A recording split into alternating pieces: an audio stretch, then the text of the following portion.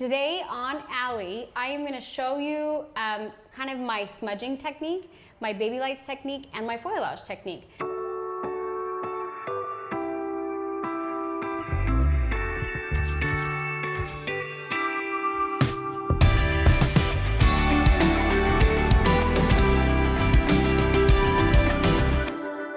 It's Danielle here from DKW Styling, founder of the blog DKW Styling, and we are currently at my salon in Laguna Beach, California.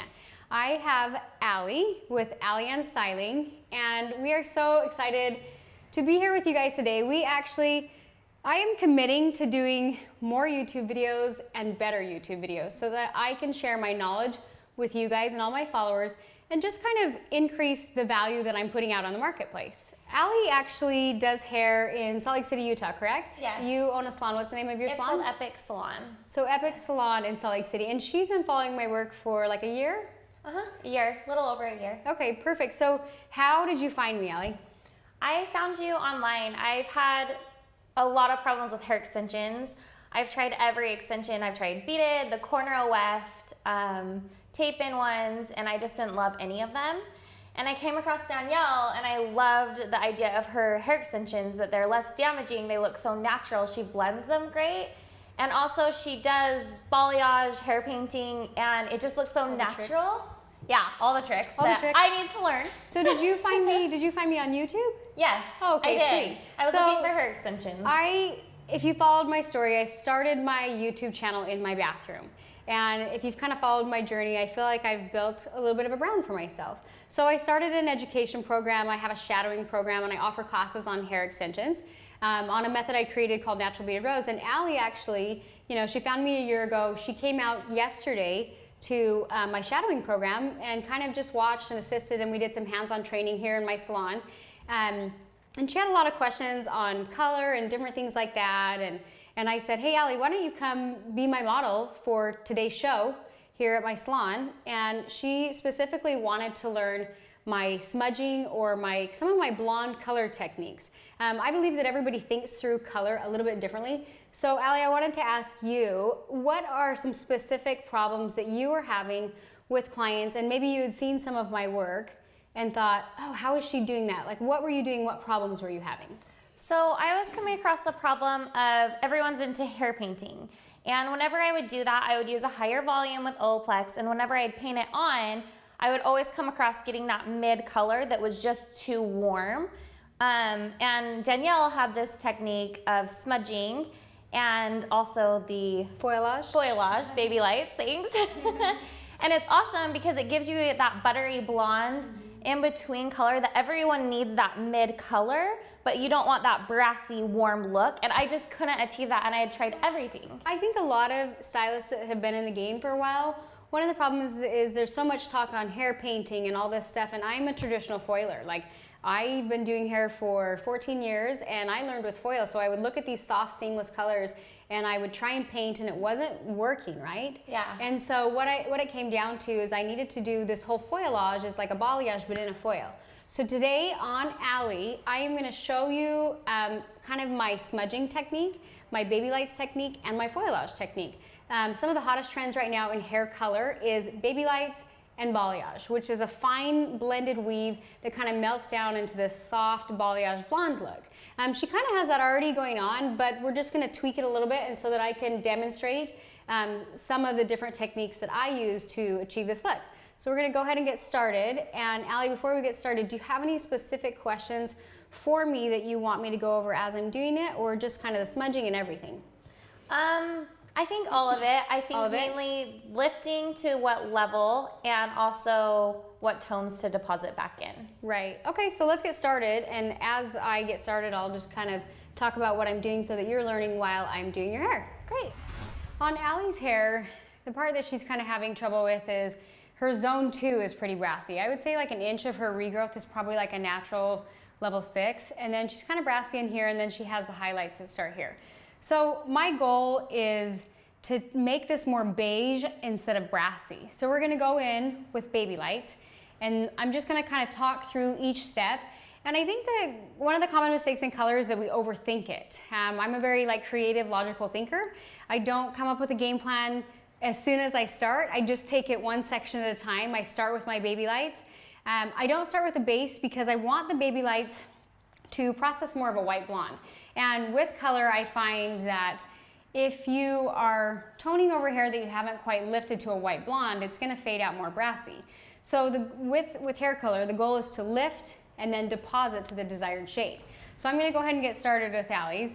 And I always take my sections, I start on the top because that's usually where they wanna lift the lightest or that's where they feel the most brassy. So I'm gonna start on the top. I always start this way and work that way, and then I do maybe 3 foils in the bangs, and then I kind of start and head back here. So I'm gonna kind of go ahead and get started. And a Babylight, honestly, is just a really, really baby fine highlight. And you can see how fine that is. I mean, it's a very fine section. And typically with a Babylight, if you're trying to, say you have a client with a darker base and you're trying to give them the illusion of a more beige base. One of the common complaints Allie and I were talking about yesterday when she was here is, I said, if I had $1 for every client that walked in and said that their hair feels red or their base feels red. And so we started to laugh because every client's complaining about warmth. And the rule with colors, you have to lift and then deposit in order to get cooler tones. So if you want the appearance of a cooler base, then you have to lift it and then deposit to the desired shade. So I went in, I just did my little Babylights foil. The other thing too is if you have any grays, you have to do a base. So if you have clients that they say, well, maybe let's not do the base, then you can kind of avoid a little bit of warmth, but you're still gonna lift and then to deposit to the desired shade. But if you have any gray, you have to use a base, and it's always going to deposit a little bit of warmth. Most of my base colors I actually use, I use Schwarzkopf hair color for all my base colors, and I use a lot of their ash series. So I'll do a 7 ash, a 6 ash, an 8 ash, and it still tends to lift a little bit warm. Allie's a natural level 6, and I'm probably gonna go in with a 6-1, which is kind of tone on tone, but what it will do is just barely bump it up, just one shade so that everything is really seamless and blends really nice. I also find on finer hair clients I like a base because it gives a little bit more volume.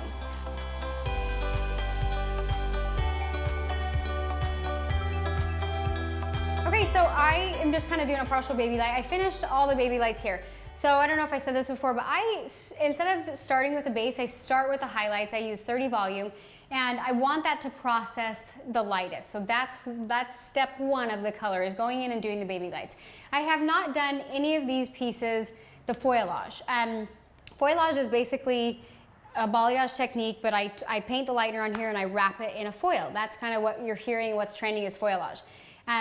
Her ends are pre-lightened. Now some of these pieces are kind of brassy and can be kicked up a notch. However, I don't want, they'll lift up fast because they're pre-lightened. So I go in and I do all my Babylights.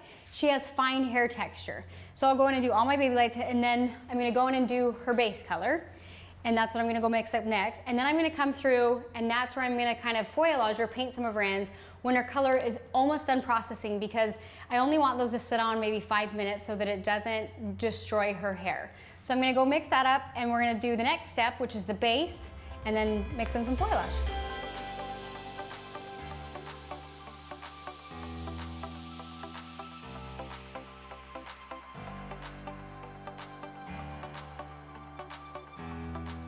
Okay, we're in part 3 of the color.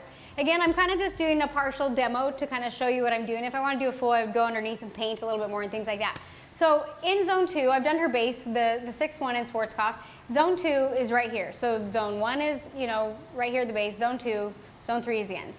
In zone 2, this is where it's a little bit brassy. So I'm going to take, I use Redken Shades EQ all the time. I love it. I'm going to use a level 7.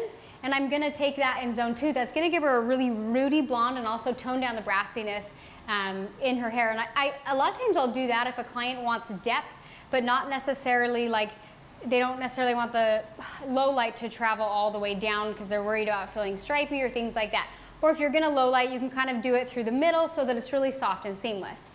So on Allie, I'm gonna go ahead and take a level 7 in Redken Shades, and I'm just gonna paint in zone 2.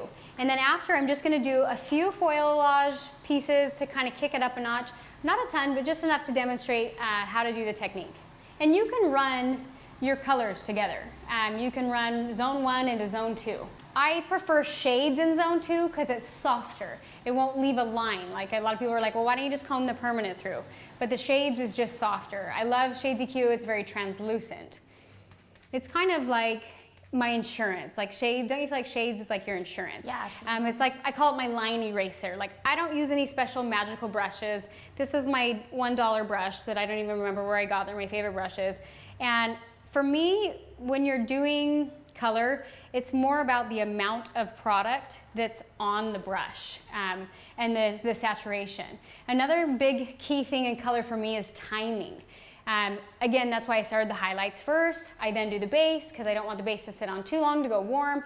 I'm now going in with shades just to give it a soft, seamless blend. And then last, on these pre-lightened ends, I'm going to go ahead and foilage and put the lightener. And you can see it's not necessarily always about the formula because people are constantly asking me formulas, but it's about placement and timing. Lifting and depositing, right, Ellie? Yes. And when people ask me questions on color and I explain to them how I logically think through it, they're like, that makes sense. I'm like, yeah, stop making it so hard on yourself. And you can get a little bit more artistic, and there's times I get a little more creative, but this is kind of the general pattern that I do my foils. Now, Allie asked me a good question on color. She said, what if they're dark and they want to be lighter on the ends? What are you lifting them to? I'm still lifting them to a white or a yellow blonde, and then I'm depositing over. I'm going to smudge Allie's lines at the bowl, and that's the last step to this color, and as we keep going, I'll show you that last point. We're in step 4 of the color, and this is all the hair that's left out in between, and again, she's pre-lightened, and I'm just going to kind of show you what I would do if I just want to kick up some of the notches, if I just want to brighten up some of these pieces. I'm just going to take a foil, and remember, foilage is more about how much product is on the brush to kind of get rid of those lines.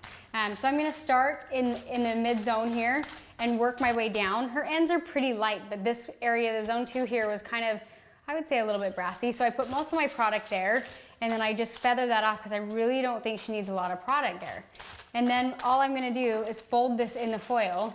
And then you can always take your comb and smooth it. You can take your hand and just smooth that line. Also, because this is not in the foil, it's not going to process as light anyways. So that's kind of how I would do a foilage piece, and I've done it on here too. And I'm going to kind of go around and do a few more on the sides. I know a lot of my friends slash clients like to have, you know, brighter around their face, so I kind of just go in and pick up random pieces based on where I want to see it. You can also do that with shades. So say if you wanted to paint a few random dark pieces. You could take some of this pieces left out, say she wanted a low light here, put it in a foil, or just use your gloves and work it through and kind of give it some dimension. And this is where I get a little bit more creative with my colors, and I kind of just eyeball where I want kind of the finishing touches. But shades is kind of my go-to color line for really kind of smudging or erasing lines. I know everybody's always worried about seamless colors, and if you're not using a semi-permanent, it's definitely something that you should look into doing. And again, she has fine hair, and I do this step last so that I'm not over-processing. And sometimes you don't need a lot. Sometimes you just need a few pieces in there just to break it up. I've also done this where I've done a blonde and I do all my low lights with Redken shades, and maybe say I get done and I rinse them and a few went too dark. You can always go through and repaint some of these, and because it's done with shades, it will lift really, really easy. So if they're like, oh, I want just a few brighter around my face, it's usually a kind of a quick 5-minute thing where you can go in, color a few, take them back and rinse them. One of the biggest things for me that I changed in my career was hiring an assistant. So if you don't have an assistant, it will save you, so that if you get done and you're blowing it out and your color's not 100%, you can say, hey, and you can have your assistant, let's smudge a little more color here, take her back and rinse it. Sometimes it's the little things that only take you 5 minutes that makes a big difference for the client. So by the time I get all my foils in, I can see this is kind of already processing through here, and she's probably about ready to be rinsed. I know I've already checked the Babylights and I know they're done. Ta-da! All right, are you ready to be rinsed, Sally? Yes. All right, let's do it. Okay, so I just rinsed her. I have not shampooed yet, and this is how I smudge all my lines. Even a Babylight, I still smudge it a little bit to soften any lines. And I take that same formula in a level 7, and I'm just gonna kind of paint it in zone 1 only to soften those lines. And I just work it through at the shampoo bowl. It saves me a little bit of time and kind of eyeball it and watch it, maybe leave it on, you know, three minutes is max. I know that seems like a random number, but about 2-3 minutes, kind of eyeball it and watch it. And then by the time I kind of get it painted on all these little baby lights, it's typically time to rinse it. Now I only smudge the top. I love a buttery light blonde. I'm not gonna tone her ends. However, I want it to have the appearance of a more beigey base, a ruddy blonde without being warm at all. Or a little bit of warm. Don't you feel like a beige is like, you described it really good yesterday. You said it's a cool warm. And I feel like that perfectly describes kind of like a beigey tone. What everybody wants. What everybody wants. Everybody wants a cool warm. Because we don't want ashy, but we don't want brassy. So it's like the perfect in between.